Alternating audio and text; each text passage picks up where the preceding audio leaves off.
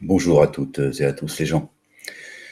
Je vous fais partager une vidéo de 4 minutes et 10 secondes. C'est très intéressant. Très intéressant l'explication qu'en fait la personne. Moi, je vais vous donner mon avis là-dessus, à quel moment il se trompe et pourquoi est-ce qu'il se trompe. Mais pas la traduction, mais pardon, je trouve pas le mot qu'il en fait. Bon, excusez-moi, je trouve pas le mot, mais c'est intéressant. On va regarder le mot traduction, si vous voulez bien, c'est pas grave. La traduction qu'il fait du verset, d'accord? Oui, la traduction d'ailleurs, mais pas son explication, d'accord? Je vais tenter, essayer de vous faire comprendre pourquoi il se trompe dans son explication. On y va, vous allez comprendre. Bon, j'ai un petit problème de connexion, donc des fois j'ai un peu du mal à... en espérant que ça marche bien, Inch'Allah. Bismillahirrahmanirrahim Karim. Allez, c'est parti. On écoute ces explications. Soyez concentrés, c'est important. Assalamu alaikum wa rahmatullahi wa barakatuh, mes chers frères et sœurs. Et si je vous dis que le Dajjal est dans le Coran, que la paix soit sur toi. Sûr, mais si je vous dis que le Dajjal il est cité dans un verset dans le Coran, dans... Vous voyez? Il pense que le Dajjal est cité dans le Coran et vous allez comprendre pourquoi. D'accord? Bon, je suis désolé que quand je fais pause, ça met 2, 3, 4 secondes avant de se mettre en pause. C'est comme ça, j'ai une très mauvaise connexion. Vous voyez, je viens d'appuyer. Au verset 3 secondes après. Vous pouvez voir seulement ça en lisant en arabe, car la traduction n'est pas totalement fidèle au texte. Je vous explique ça. C'est ton explication qui n'est pas fidèle. Voilà, mes chers frères et sœurs, nous allons commencer par lire le verset en arabe. Et Allah Azza wa Jal dit, je vous montre ici en phonétique, comme ça vous pouvez lire ensemble. وَقَالَ الَّذِينَ كَفَرُوا رَبَّنَا أَرِينَا الَّذَيْنِ أَضَلَّانَا مِنَ الْجِنِّ وَالْإِنسِ نَجْعَلَهُمَا تَحْتَ أَقْدَامِنَا لِيَكُونَا مِنَ الْأَسْفَلِينَ. Ici la traduction, qu'est-ce qu'elle dit? Et les mécréants diront, Seigneur, fais-nous voir ceux des djinns et des hommes qui nous ont égarés afin que nous les placions tous sous nos pieds pour qu'ils soient parmi les plus bas de l'enfer. Comme ça, vous savez qu'il s'agit de l'enfer. C'est les gens de l'enfer qui se plaignent à Allah Azza wa Jal et qui lui demandent de leur montrer ceux des djinns, d'après la traduction ici, ceux des djinns et des hommes qui les ont égarés. Donc on parle des gens qui ont égaré ces gens-là qui sont en enfer. Ok? Maintenant... Donc ce sont ceux qui ont été égarés, donc l'ensemble de ceux qui ont pris le chemin de l'égarement, qui s'adressent à notre Seigneur, à leur Seigneur, en lui demandant de leur montrer quelles sont les deux espèces. C'est pour ça que là, ça se précise. Au début du verset, c'est l'ensemble de ceux qui ont été égarés, qui s'adressent à Dieu. Et qui là leur dit quelles sont ces deux espèces d'humains qui nous ont égarés, afin que nous les mettions sous nos pieds. Tu ne mets pas quelqu'un qui vit dans l'invisible sous tes pieds. On est bien d'accord. Quand on fait attention même si c'est à la lecture en arabe, regardez ce qu'il est dit. Allah Azza wa Jal nous dit quoi? وَقَالَ الَّذِينَ كَفَرُوا. الَّذِينَ, le terme utilisé c'est الَّذِينَ qui désigne tous ceux qui ont mécru, tous ceux qui n'ont pas cru. Donc c'est en fait Al-Ladina veut dire ceux, voilà. Dans la globalité, globalité, ça englobe tout le monde, tous ceux, ça c'est Al-Ladina, c'est ceux, le terme utilisé. Maintenant pour ceux qui ont égaré les gens parmi les djinns et les hommes, regardez le terme utilisé par Allah Azza wa Jal, c'est plus Al-Ladina, donc tout le monde, non. Il dit les choses pourtant, hein, mais il les comprend pas. Al-Ladaini, il y a une différence entre Al-Ladaini et Al-Ladina, les frères et sœurs. C'est quoi la différence, vous allez me dire? Vous, les gens. Al-Ladina, ça veut dire tout le monde, tous ceux. Ça veut dire ceux qui n'ont pas cru. Ici, kafaru. Ok? Et Al-Ladaini vient du mot. Pourquoi deux? Deux. Ethnain, qui veut dire deux. Et Al-Ladaini, ça veut dire deux personnes. Deux deux espèces. individus. Regardez. Donc, excusez-moi. الذين أضلانا من الجن والإنس نجعلهما تحت أقدامنا ليكون من الأسفلين. Qui veut dire quoi? Rabbana. Seigneur. Donc, Rabbana, c'est Seigneur. Montre-nous. Arina, montre-nous, fais-nous voir. Les deux espèces. Les deux. الذين Deux espèces qui d'humains. nous ont égarés. Qui sont ces deux-là? Ils sont parmi les djinns et les hommes. Les deux espèces d'humains, subhanallah al-azim. Parmi les génies et les adamiques. Parce que la traduction humain, parce que les mots en arabe, parfois, ils peuvent avoir plusieurs sens. La racine, elle est la même, mais dans le contexte du verset, tu sais que si c'est les âmes, si c'est les femmes, si c'est les génies, si c'est les adamiques. Voilà. Donc, il y a des mots comme ça. Si il y a des choses que tu ignores, eh ben, il y a des mots, ils sont manquants pour toi. Il te donne, tu connais de ce mot qu'une seule, tu peux avoir qu'une seule direction en fait, une seule connaissance du mot. D'accord? Et là, il parle de deux espèces. Quand il s'adresse à Dieu, ils sont précis. Leur demande est précise.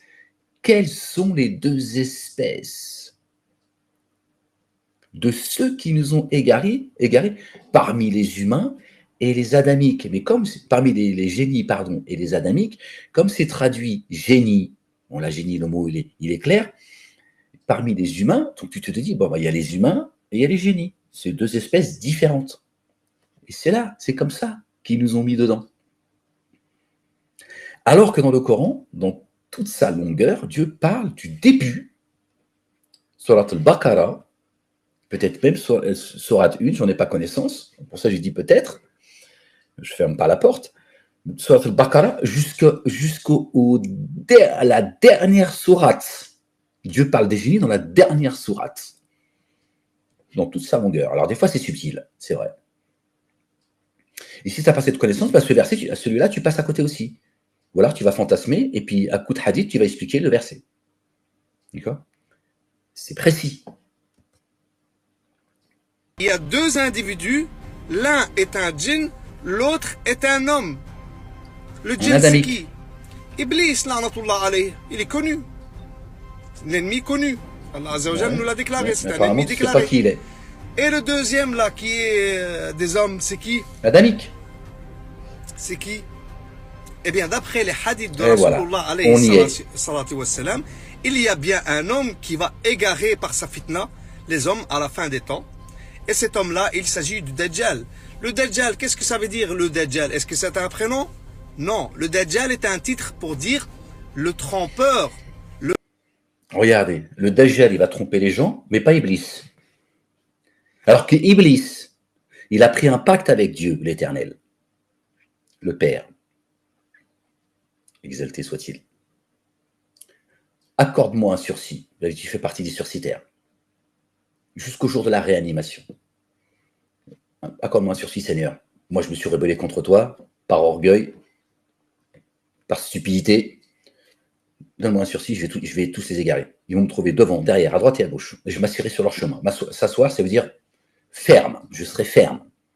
Quand tu dis à quelqu'un, je vais m'asseoir sur ton chemin, tu vas voir. Je ne pouvais pas bouger de là. Si tu es assis, tu ne bouges pas. Voilà ce que ça veut dire. S'asseoir sur leur chemin. Donc Iblis, il a fait une promesse à Dieu. Iblis, il dit La ilaha illallah. Iblis, il dit il n'y a de Dieu que Dieu. Et il te dit, moi, je crains Dieu. Je vois ce que vous ne voyez pas.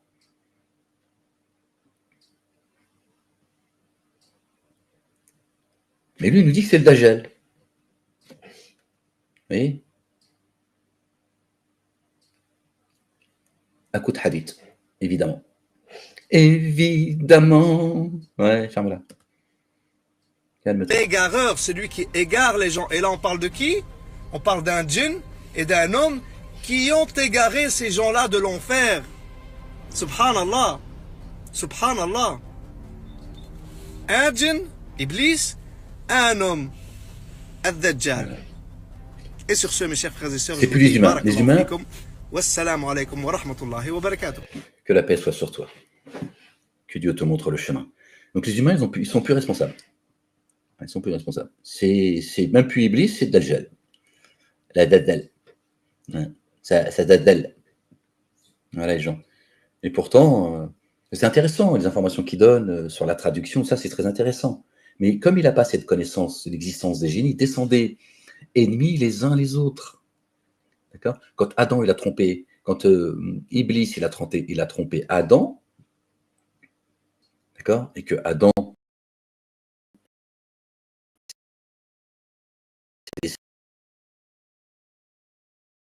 Dieu il a dit descendez, par désobéis tous les deux, ennemis les uns les autres. Si vous avez entendu ce que j'ai dit, il y a une très mauvaise connexion parce que c'est très nuageux. Donc je vous disais, Dieu, quand Satan a tué Adam, Dieu leur a dit à un moment donné, descendez en bas, descendez, ennemis les uns les autres. Parmi les génies, il y a des croyants. D'accord ? Les bâtisseurs, ceux qui foutent la pagaille, ce n'est pas des extraterrestres. D'accord ? Ce n'est pas ici. Ce sont des gens en forme humaine, comme vous et moi. D'accord ?